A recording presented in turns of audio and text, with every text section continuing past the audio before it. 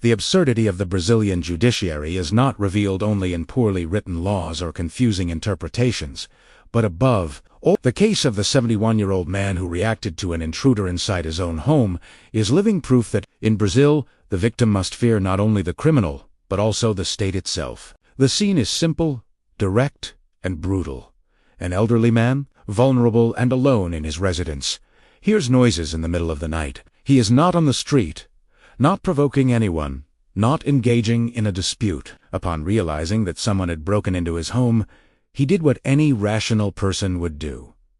He sought to protect himself. When he encountered the aggressor, he was attacked. A man armed with a knife lunged at him and wounded him. In the heat of the struggle, the elderly man fired a single shot to the criminal's abdomen, a shot that, anywhere in the world where human life still means something, would be interpreted as legitimate, but not in Brazil. Here, the immediate questions arise.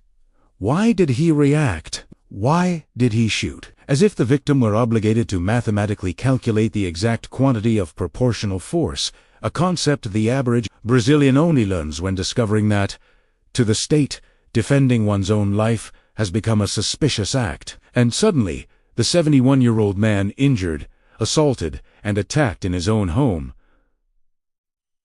finds himself at the center of an attempted homicide investigation. The inversion is so grotesque that it borders on the surreal. The criminal, with prior records for aggravated theft and threats, becomes someone who deserves legal protection. The elderly man, who merely tried to survive, becomes the defendant. This is where the true absurdity begins.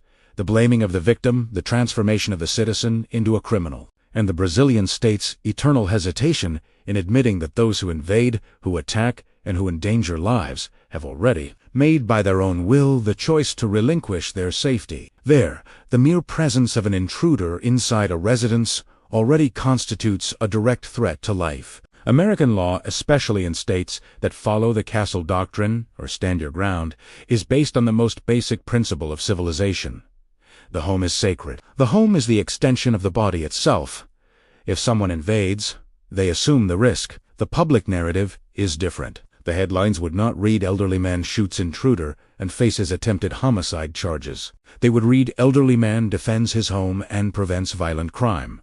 The state would recognize his courage, his readiness, and his right to self-preservation. In many American states, the police would not even consider interrogating the elderly man as a possible aggressor. He would be treated as a victim from the very first moment. He would receive psychological, legal, and moral support. The intruder, yes, would be considered responsible for the risk he suffered because he was the one who initiated the cycle of violence, not in Brazil. In Brazil, the judiciary prefers to live in an idealized world where the victim must patiently wait to discover whether the intruder is a poor, hungry soul, a vulnerable youth, or a dangerous criminal. As if the time between a stab wound and death offered the citizen the luxury of philosophizing about sociology, Brazilian justice, in its bureaucratic arrogance, prefers to punish those who react rather than acknowledge the state's inability to protect. It is easier to blame the elderly man than to admit that the state once again failed to prevent a repeat offender from breaking into someone's home. And this is how the Brazilian judiciary creates a perverse cycle. The criminal feels protected, the citizen feels cornered, and the state, which should guarantee security, ends up encouraging passivity. The subliminal message is clear. Do not react, do not defend yourself, do not fight, just be a victim.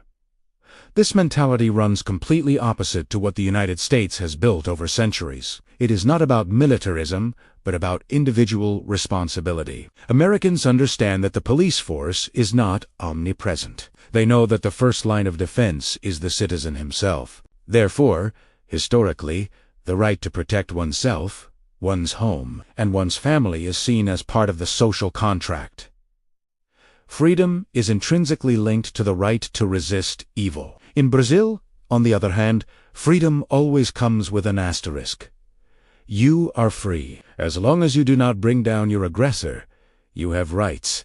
As long as you do not harm the criminal, you may defend yourself. As long as you survive in an elegant and legally balanced manner. The reality faced by the 71-year-old man shows how far we are from a society that values life, the life of the ordinary citizen, not the criminal. With every case like this, Brazilians stop believing in the state and begin to understand that, in the end, they are alone. Because when the law exists to punish those who try to survive, crime becomes a far safer profession than honest work. Brazil has created a justice system that sympathizes more with the suffering of the aggressor than with the fear of the victim. A justice system that demands calm from someone being stabbed. A justice system that transforms a desperate shot fired by an elderly man bleeding inside his own home into attempted homicide. This is why comparing Brazil with the United States is not just an intellectual exercise.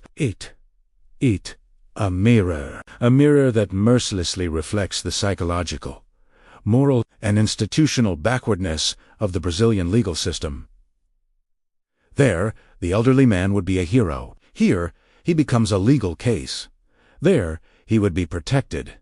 Here, eis suspect. There, his story would end in a police report with the phrase, "The homeowner used lawful and necessary force to stop the crime." Here, his story becomes an indictment. And worst of all, a large portion of the Brazilian population has simply grown used to this. They already accept the idea that reacting is wrong, but committing crimes is complex. They already accept being governed by fear. They already accept that the state incompetent in protecting is highly competent in punishing those who try to survive. This case is more than a news article. It is a portrait. A faithful portrait of the judicial absurdity that turns victims into defendants and criminals into helpless characters. And as long as this persists, Brazil will not merely be an unsafe country. It will be a country where injustice disguises itself as law.